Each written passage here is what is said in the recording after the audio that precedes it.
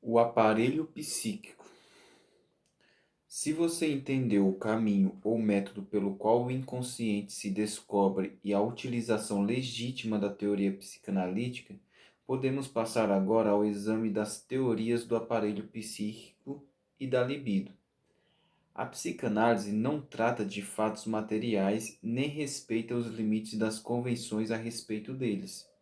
Sempre que se lhe antepõe uma divisão bem estabelecida, ela deve perguntar: em que campo tal distinção se assenta? E em seguida experimenta rompê-lo. Poucas certezas há que tão fortemente estejam calcadas em nosso espírito quanto aquela da existência dos indivíduos humanos.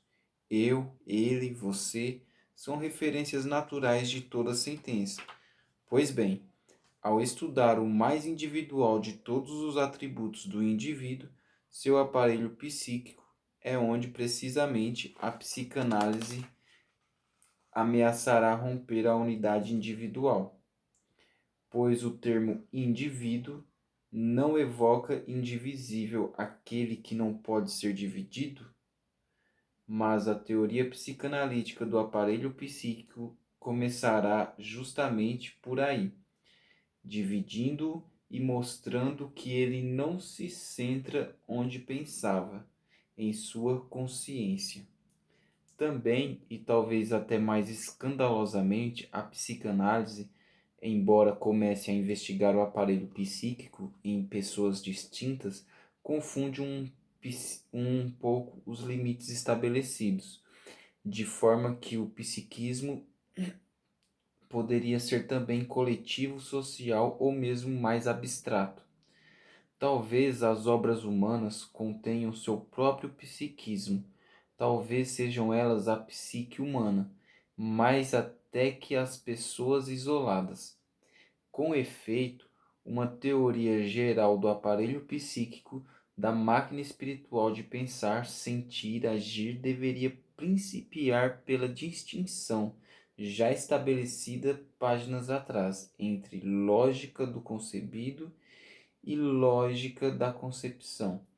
Nós todos temos muitas explicações a dar sobre as razões que justificam o que fazemos e sobre a ordem que há no que pensamos. Porém, nada sabemos dizer na vida comum a respeito das razões e ordem de concepção em si mesma, da concepção que nos faz grávidos de sentimentos, de ideias, de ações. No máximo, fazemos uma atribuição indevida, afirmando que chegamos a pensar, sentir ou agir por causa dos efeitos que visamos obter. É como dizer: meu carro anda por causa do lugar aonde eu quero ir. Erro que recebe dos filósofos o nome pomposo de falácia teleológica, isto é, engano, falácia, por confundir origem e eficiência com finalidade, teleologismo. A razão dessa falácia é muito simples. Acontece que a lógica da concepção é inconsciente, e mais o inconsciente psicanalítico a ela pertence. Todavia, não se pode limitá-la arbitrariamente aos indivíduos isolados. Há ideias e ações sociais, há significados que abrangem toda a humanidade, há concepção nas obras mesmas, no interior delas e não só no dos seus autores. Para compreender mais facilmente o aparelho psíquico, entretanto, comecemos com as pessoas comuns onde tudo começa. Há a consciência, disso ninguém duvida, pelo menos no tocante à sua, que haja a dos outros é sempre um problema delicado. A consciência é um desses entes difíceis de definir, mas que, por outro lado, felizmente, não requerem definição. Nós a conhecemos, ou melhor, não a conhecemos, porém tudo aquilo que conhecemos é consciência.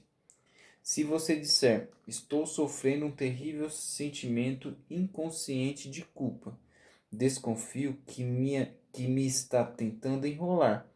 Como ficou sabendo disso? A percepção que temos do mundo é consciência. As lembranças, inclusive a dos sonhos e devaneios, são consciência. A memória é consciência e só a memória de fatos mentais conscientes. Por outro lado, só há esquecimentos onde pode haver memória. O inconsciente não se lembra nem se esquece. Tudo o que se concebe numa palavra é consciência, menos o próprio processo de concepção.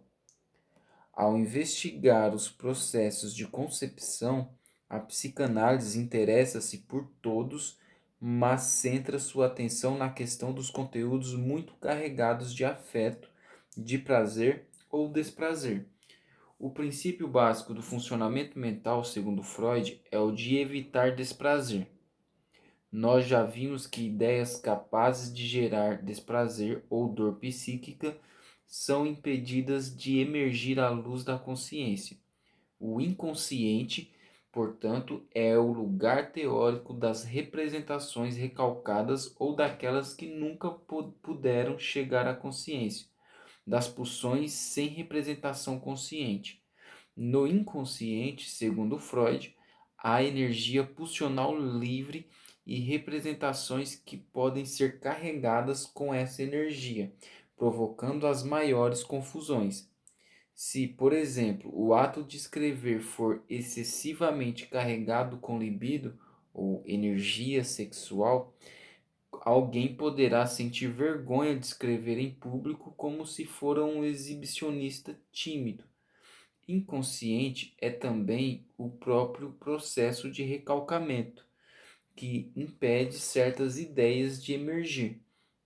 As ideias recalcadas, todavia, não ficam inertes, sempre estão a jogar entre si, usando como moeda a energia livre do sistema inconsciente, além de influírem no funcionamento da consciência. À medida que nossa vida consciente se desenrola, há uma espécie de entrelaçamento entre certas representações ou ideias e núcleos ou complexos inconscientes. Estes podem estimulá-las, inibi-las, fazê-las penosas ou agradáveis. A propósito, complexo na psicanálise significa simplesmente um conjunto complexo de ideias carregadas afetivamente, como se diria um complexo industrial. Nem tem sentido pejorativo, nem há razão para se dizer que fulano está complexado. E mais, como o sistema inconsciente desconhece o tempo e o esquecimento, suas representações permanecem ativas para sempre. Entre o inconsciente e a consciência medeia um outro sistema psíquico, que é o pré-consciente.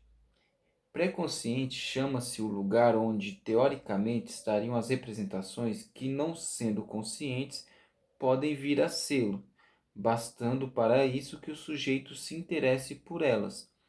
É o lugar do esquecido, do guardado, daquilo que é, no máximo, um tanto incômodo, mas não demais. O processo de relegar uma ideia ao pré-consciente chama-se repressão. É, por assim dizer, menos forte que o recalcamento. A verdadeira barreira da censura está, por conseguinte, onde há o recalcamento, entre o pré-consciente e o inconsciente, pois os conteúdos do primeiro ainda mantêm acesso à consciência, acesso fácil ou mais difícil. O que lhes é essencial, porém, é que já se exprimem por palavras, enquanto que os conteúdos inconscientes encontram vedado precisamente esse passo básico para chegarem à consciência. Um dos esquemas de funcionamento da psique, pois conjuga esses três sistemas, consciente, pré-consciente e inconsciente. O modelo é simples, muitíssimo útil e prático, sobretudo quando se quer entender os diferentes tipos de lógica operantes em nossa mente. Os sistemas possuem características lógicas diversas ou, como se diz também, princípios diversos de funcionamento. A consciência toma em conta a realidade consensual. O inconsciente trabalha só de acordo com o princípio do prazer-desprazer, como uma espécie de máquina de reduzir tensões mentais, porque o excesso de tensão é experimentado como desprazer. Porém, pese sua inegável utilidade, esse modelo é apenas isso, um modelo. Tanto é verdade que Freud mesmo criou outro modelo do aparelho psíquico, também claro e útil. Este segundo esquema, ou segunda tópica, de topos lugar, não se funda na disposição dos conteúdos mentais em relação à consciência, mas toma em conta as funções que a psique perfaz e as estruturas por elas responsáveis. Você talvez já conheça os nomes dessas três estruturas psíquicas: ego, id e superego. O id, que nas palavras cruzadas tem como conceito substrato instintivo da mente, é exatamente assim, uma espécie de substrato de onde provém as pulsões. Seus conteúdos são os representantes psíquicos das pulsões, seja os que nunca chegaram a se tornar conscientes, seja os que foram recalcados. Dessa forma, é fácil compreender que o id é a instância original da psique. Ao nascer, o indivíduo psicológico seria, para Freud, puro id. Aos poucos, todavia, o contato com as pressões da realidade iria provocar uma espécie de organização secundária da periferia do id, fazendo que parte de tal massa indiferenciada se estruturasse, mais ou menos como a crosta de um pão que está assando. A essa casca organizada dá-se o nome de ego.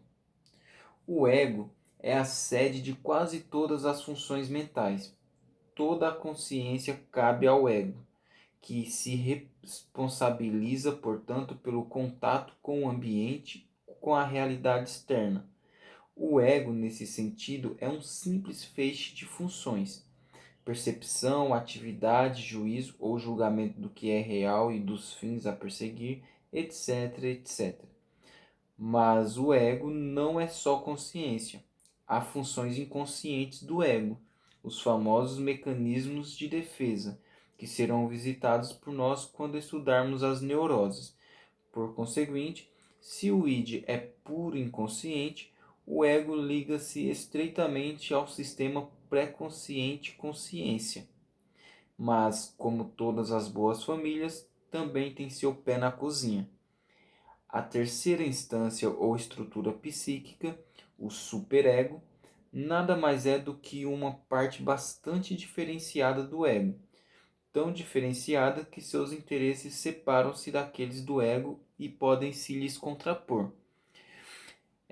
O superego é uma espécie de sensor das funções do ego, estimula o que se deve processar, proíbe o resto. Para realizar essa tarefa ingrata para o ego, ele se baseia nas normas morais que se fixam a partir dos primeiros anos de vida. Há uma pequena discussão entre os psicanalistas para saber quando exatamente se forma o superego. Para nós ela não é importante, basta observar que, como seus critérios são fundados em normas muito precoces, o juízo moral do superego é frequentemente primitivo, chocando-se com as aquisições mais elevadas do ego. É um juiz, mas não é um bom juiz. Às vezes proíbe coisas que o ego mais desenvolvido poderia fazer com perfeito sucesso, só porque não o poderia ter feito nos tempos de sua origem. O superego age como uma consciência moral e, no entanto, é fundamentalmente inconsciente e bastante imoral. Eis o paradoxo. Essas três estruturas, porém, tão esquemáticas, nem sempre se diferenciam no funcionamento adequado do psiquismo. Quando tudo vai bem, formam antes um todo harmonioso. O id supre energia pulsional, que o ego autorizado pelo superego transforma em pensamentos conscientes, projetos, ações a serviço dos fins das pulsões. É só quando eclode um conflito que se fazem realmente notar as discrepâncias entre as estruturas. Diante de uma pulsão do id que o superego desaprova, o ego vê-se prensado entre exigências impossíveis de serem inteiramente satisfeitas. Se a pulsão é aceita, representada conscientemente e posta em ação, a condenação do superego irá se expressar sob forma de dor psíquica, angústia, sentimento de culpa. Se o acesso da pulsão é inteiramente proibido, esta continuará a insistir a pedir passagem. Por isso, o ego acaba por barganhar, aceita parcialmente a pulsão, porém modificada, disfarçada. Trata-se de um acordo de compromisso. O superego fecha um pouco os olhos, o id cede quanto à forma e todos ficam felizes. Felizes? Nem tanto. Para poder impedir que uma pulsão penetre na consciência, os processos defensivos egóicos, o recalcamento em particular, necessitam usar um tanto de energia para se opor. Mas onde encontrá-la? A solução é tão elegante quanto insatisfatória. É necessário enganar o princípio do prazer, que domina o inconsciente, para dele mesmo retirar forças que se oporão à sua satisfação. Diante de uma pulsão proibida, cuja satisfação daria prazer se o superego não se opusesse, há que convencer o princípio do prazer de que sucederá dor. Para efetivar esse truque, o ego aciona uma espécie de alarme, um pequeno sinal de angústia sempre que tal tipo de pulsão se lhe apresenta à porta, como se dissesse ao id: veja como isso que parece bom na verdade dói. E o id, enganado até certo ponto, cede energias para contrariar seus próprios fins pulsionais. Basta então ativar os mecanismos de defesa, carregados dessa energia, conseguida com um truque que envolve angústia, como se vê. No fim, portanto, todos ficam mais ou menos insatisfeitos, mas o que se há de fazer, a política mental pelo menos, é a arte do possível. Pois bem, definido para você o modelo estrutural e de ego-superego, e exercitado com este exemplo de conflito padrão, ficará provavelmente a ideia de uma espécie de organograma de empresa, certos departamentos responsáveis por tais ou quais funções. Modelos são sempre ingratos, são formas muito secas de pensar. Para dissipar um pouco a impressão de esquematismo rígido, vale a pena tratar de imediato da origem dessas instâncias em relação ao desenvolvimento da libido. Libido, você sabe, é o nome usado por Freud para designar a energia sexual. Como podemos conhecê-la, porém, se energias mentais não são mensuráveis? A questão está longe de admitir uma resposta simples.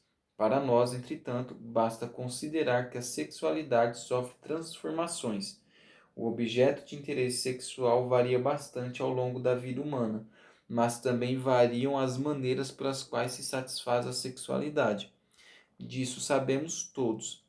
E se tanto pode mudar o interesse sexual, que é que se satisfaz ou não em formas tão diversas?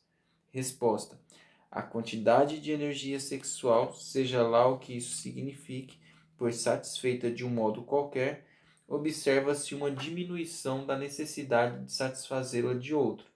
A tal constante nas mudanças Freud chamou libido, que é como em latim se diz desejo. A libido, para a psicanálise, é a energia que pode experimentar os maiores desvios e contratempos em sua utilização. Ao contrário, por exemplo, da energia ligada às pulsões alimentares. Por isso interessa-nos mais, não por ser a única, mas por ser a mais complicada, digamos. Inicialmente, nos começos da vida mental, a libido aparece como um algo a mais ligado às funções de nutrição.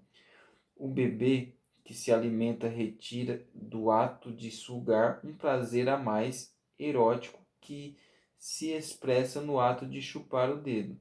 Chupando o dedo não se alimenta de certo. Todavia, consegue algo assim como um suporte para suas fantasias de estar mamando. Engana a fome e a si mesmo. A primeira fase da libido caracteriza-se por esse tipo peculiar de satisfação em que o objeto sexual é ainda o próprio corpo infantil ou o autoerotismo. Na fase de autoerotismo não há objeto externo, nem há para Freud estruturas mentais outras que o id, esse reservatório indiferenciado de pulsões. Logo em seguida, porém, o psiquismo começa a organizar-se. Surge o ego, primeiro como um feixe embrionário de funções, tais como motilidade, percepção, juízo de realidade, depois como uma estrutura bastante coerente. Acontece então que o próprio ego se torna objeto de libido, de interesse amoroso, o que conhecemos pelo nome tão difundido de narcisismo. A libido então se voltará para objetos externos de amor, primeiro para a mãe, seguindo-se depois toda a série de escolhas sexuais que veremos no próximo capítulo.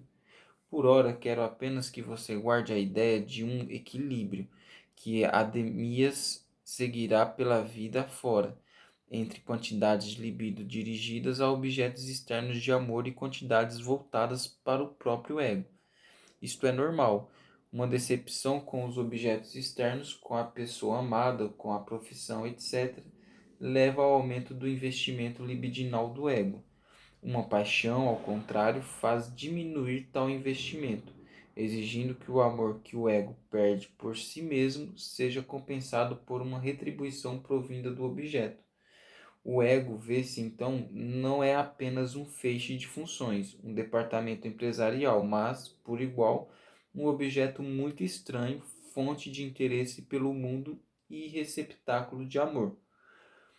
Dos amores do ego, o caso mais desesperançado é, sem dúvida, o superego, pois o superego nasce sempre para Freud como um herdeiro da resolução do complexo de Édipo. Também isso se verá melhor no capítulo seguinte. No momento, é suficiente reter que a criança que se resignou a não ser objeto sexual dos pais só aceita essa desilusão ao preço de identificar-se com os aspectos mais proibitivos das figuras paternas, que se encarnam numa parte especializada do ego.